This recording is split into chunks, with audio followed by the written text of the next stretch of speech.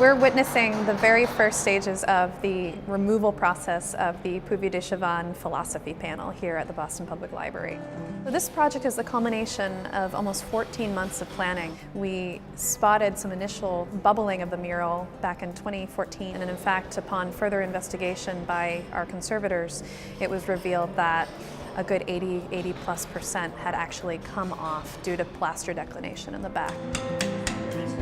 Working with Gianfranco Pocobene and Ian Hodkinson, who are the top wall painting conservators in their field, certainly on this continent, they have developed a groundbreaking method to remove this panel from the wall. This particular mural, the philosophy panel, which is one of the 8 panels in the grand staircase, were painted by Puvis de Chavannes in 1895-96, shipped over to America, and they were mounted to the wall with a particular adhesive, which is very permanent. And they're mounted on plaster. And we know that over the years, that particular mural received some water infiltration, moisture penetrating the plaster, which has been going on for decades. We do know that there is an elevator shaft backing this mural, so it's been a cumulative process spurring from some initial leak that happened many, many years ago. Just last year, Meghan called me in and said she thought she saw something strange about the canvas. And when I came in, I realized that a lot of the canvas had in fact undulated and separated from the wall. You could clearly see that it was starting to hang. So we erected staging and did an initial survey of the surface and came to the conclusion that somewhere between 75% and 80% of the canvas portion of the mural had detached from the wall. We also noticed that the plaster at the top of that arch is also separating away from the structure below it. So the worry there, of course, is that something catastrophic could happen. I actually then realized that this was a very complex and difficult project, and I asked my former professor from Queen's University up in Kingston, Ontario, to come and look at it and join me in figuring out how we were going to do this project. It is a kind of a project that has never really been done before.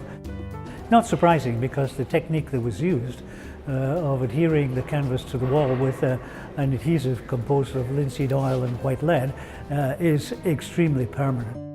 This mural cycle by Puvis de Chavannes is the only one of his mural cycles outside France, and Boston is really lucky to have it. It's a national treasure. Pierre Puvis de Chavannes was really the go-to muralist in the 19th century. He was the most highly regarded muralist in all of France, and it was a massive coup to get him to contribute to the new Boston Public Library. The statute that governs the founding of the library goes back to 1848, but the building of the library here itself took place in the period 1888 to 1895. And it's within that period that the original murals were installed on the staircase of the building. And this building was really the product of one man, Charles Follen McKim, and his masterful collaboration with other artists, designers, and craftsmen. Puvis was just one of those artists whom McKim approached to contribute to what he called this palace for the people.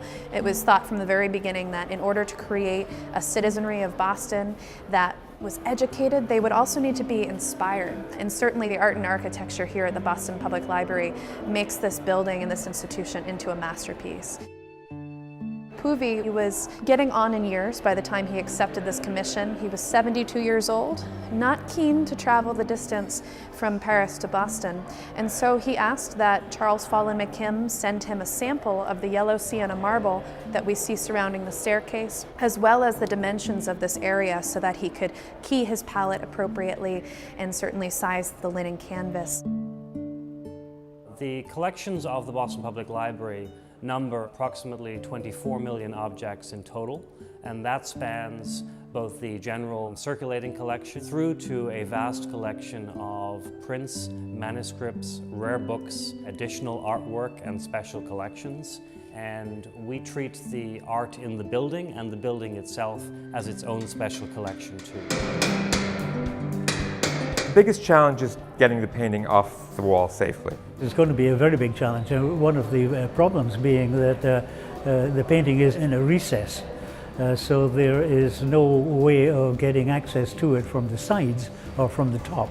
Fortunately, there was a fascia of marble at the bottom which we could remove to allow us to get access to the bottom of the painting so that we can begin the removal of process from the bottom up.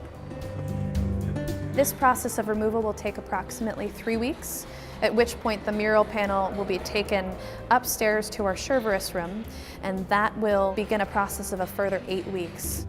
That 8-week process will involve lining the mural with a supportive honeycomb backing that will create a barrier between the mural surface or the painting surface, the canvas, and then the backing wall. So we're looking at some conservation work on the panel face, relining, and then ultimately 6 to 8 weeks later, reinstallation of the panel. It went very smoothly today, and we are actually delighted to see that it was going in the way that we expected it to go. And so now we have enough space at the bottom to be able to start the removal.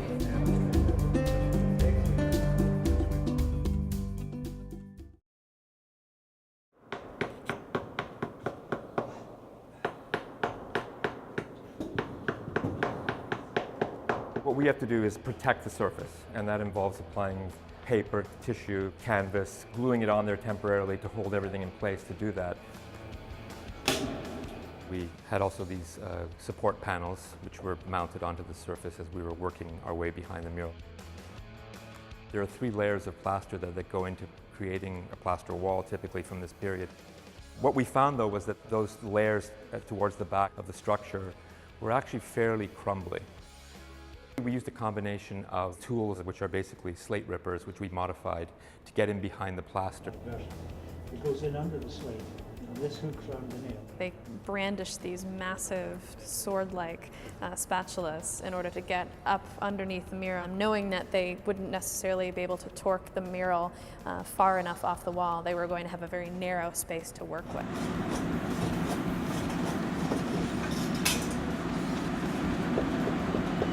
We also combine that with a technique which kind of goes back to the removal of frescoes in Italy, sort of vibrate the surface. They were actually able to agitate the plaster enough that it was actually just able to fall off.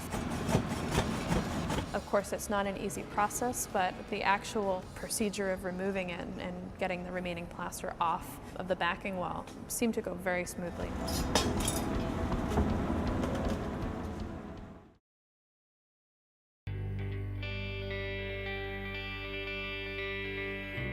In many ways, the library has much in common with museums. Although our mission tends to be much more on the educational front, many people and tourists come here to simply enjoy the art in its place. The philosophy panel is one of 8 panels that surround the McKim Grand Staircase. All of these panels depict allegorical subjects that one could learn about in the library. The philosophy panel is situated on the far left-hand side of the left wall and depicts 2 figures discoursing, along with a figure set back behind them reading a bound codex book, which, incidentally, did not exist in classical times, which was the period which Puvis was trying to emulate with this very fresco-like appearance of wall painting. Moving to the right of philosophy, we have the astronomy panel, 3 Chaldean shepherds regarding the stars. The stars are rendered as raised bits of lead-white paint that can actually glisten in certain lights. To the right of the astronomy panel, we have the history panel. The history panel shows a red-robed figure calling up spirits of the past from the caves below. On the wall facing outwards to the McKim courtyard, flanking the central windows, are 2 more panels. On the left, we have an expression of chemistry, a tall female figure waving her wand over 3 small fairies who are mixing elements. At the far right of the windows, we have probably the most out-of-place panel in the cycle. This panel, exploring physics, includes a nod to modern technology. Visible at the lower left of the panel is a telegraph wire. 2 figures, one a white-robed figure at the top of the panel, bearing an olive branch, carries good news across the telegraph wire. Below her, a figure in gray counters her by carrying bad news. This image explores what Puvis called the mystical power of electricity, and mankind's ability to harness it. Moving to the right-hand side of the staircase, we see 3 panels that show 3 types of poetry. At the far left, a figure of Virgil, author of the Aeneid, stands in a grove by a stream, representing pastoral poetry. At center, a figure of Aeschylus, and he's reading off of a long scroll at lower right, while behind him a figure is bracing himself on a rocky outcrop as he's being harassed by the sea nymphs, representing dramatic poetry. And then, at the far right-hand side of this wall, there is an image of Homer, a seated, robed figure who is being crowned by the Iliad and the Odyssey. They together represent epic poetry. The broad panel flanking the entrance to Bates Hall shows 9 muses. They're all bearing instruments, either of mathematics, music, or measurement, and they are welcoming the spirit of enlightenment. Flanking the doorway to Bates Hall at left and right are 2 stone-like figures. At left is a figure of study holding a tablet, and at right we have the figure of contemplation. We also brought all 9 of these murals online so that people could see and enjoy them. And what we find in many cases is that once people discover them online, they also want to come visit the objects in person.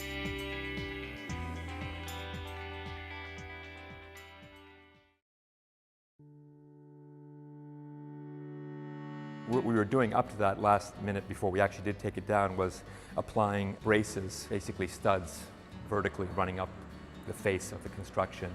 And then also cross members, because we wanted to make sure that once it was off the wall, the excess canvas that we had applied to the surface of the mural could be stretched around those panels. Well, anytime you take an artwork or an object of that size off-site, there's a bit of a concern, obviously, in the transport. So we were thinking in our minds of a place in the library that was currently offline to exhibitions or other programs, and we came up with the idea of bringing it into the Chevreuse room, which is just off of the Sargent Gallery that surrounds us here. Somebody else gonna go flying. Yeah. Should someone be right down there? No, but should we block them? We calculated that the total weight of the mural, whatever plaster was still stuck on the reverse of it, and then also this temporary rigid panel construction was upwards of 375, 400 pounds.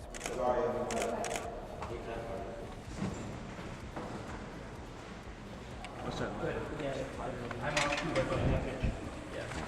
All right, keep going. Okay, that's good. The removal process was a really fascinating thing to watch, to actually crank the painting down off the wall. All right, we're down. Yay! Yay! You guys are great. Great work. The mural is just a little over 7 feet wide, so that allowed us then to tip it on its side, and there was the access space on one side of the scaffolding by the lobby there to be able to walk it out onto that surface. All right, 1, 2, 3. Lean it back and touch. I don't want the edge of the painting touching the ground so much. And lean it back slightly a little bit more. That's good, that's perfect. Okay. We want the painting on the edge of the framework here, okay? We don't want to lean it forward because it will catch the edge of the painting. Sorry about that. Okay, another couple of feet, let's go. 1, 2, 3. Beautiful. Okay, we're good. We're all clear now. Careful of the tilt.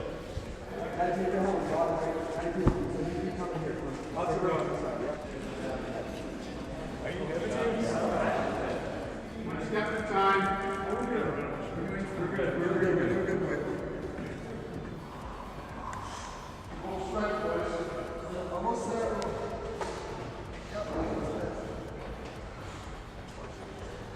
The most harrowing moment was perhaps getting the panel in the door just behind me here. John Franco and Ian measured every turn and every angle so that they could address any of these issues ahead of time, and yet it was a pretty tight squeeze. You got about 6 inches.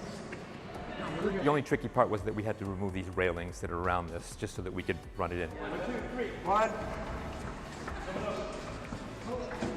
All right, rest it. It's just a slow, methodical move, but it went basically pretty well. I mean, as well as we wanted it to go. Puvis created these works to function as a continuation of the architecture. They're really well integrated into the space, both their palette and their form. It fits so well into the building. It's been fascinating to see this become its own individual painting.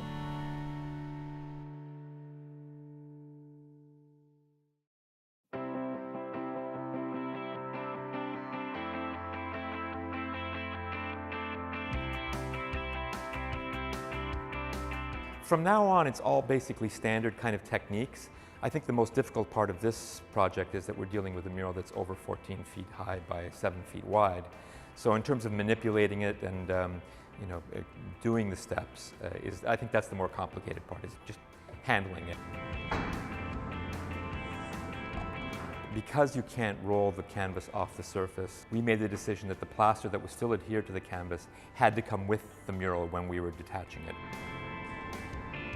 This yellow surface that you see here is actually the back of the lead white adhesive that was initially applied to the plaster wall, but that's where the moisture has affected the bond between those surfaces. So the lead white adhesive has actually remained attached to the canvas, come with it, and very little of it remained on the actual plaster wall. And then the white chunks that you see towards the perimeter of the mural are the plaster layers that we're carefully detaching from the surface. So the painting was prepared. We tacked on an interleaf fabric, which means it sits between the original surface, the reverse of that, and the honeycomb panel that it's going to go on. Then we flipped the painting on its back from the floor onto this work table, which is also going to be our lining table. And that then allowed us to remove all the support panels that had been attached to the face of the mural when we were actually doing the removal from the plaster wall and the niche. Which were just screwed down and sort of stretched on the edge of the fabric that was on the surface of the painting. That fabric we removed by applying the appropriate solvent to dissolve the adhesive, making sure to, as we're pulling the linen back, that you're holding it nice and flat.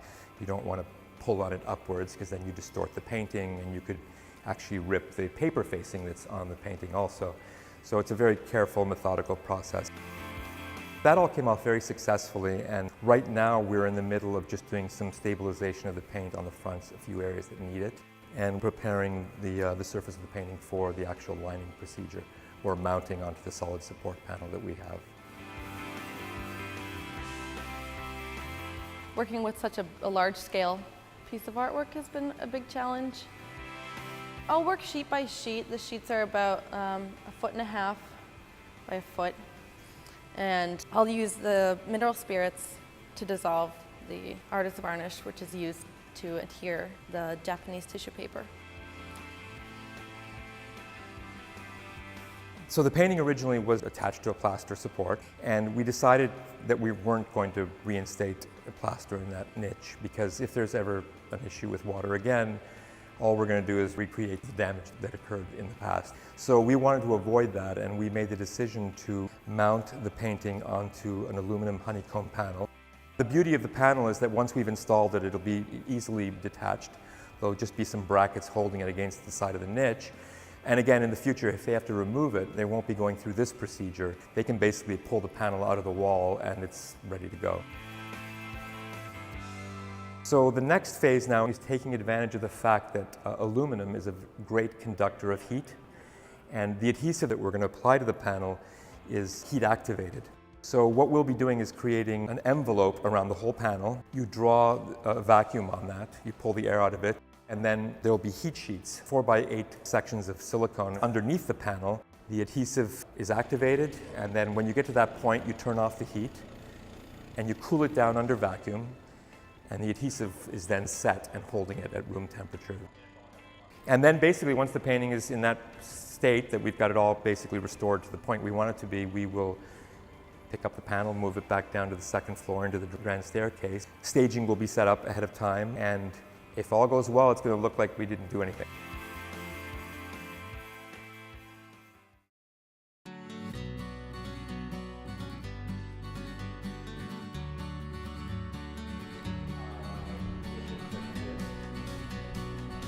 The panel itself is about 125 pounds, and there may be another 20 pounds or so of actual painting and canvas material. So it probably doesn't exceed 150 pounds. Okay, nice to meet you.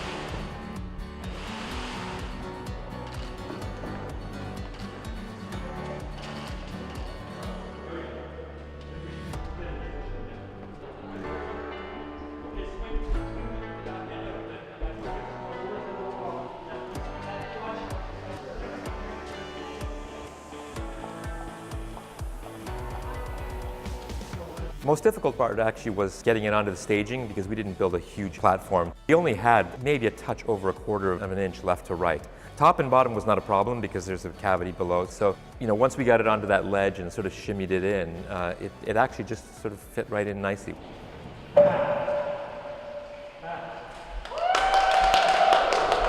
Watching the piece go back up was like watching magic because, again, this is just not something that most people bear witness to. It was really incredible to see the work go as smoothly as it did. It's a real tribute to the conservation team and all of their support.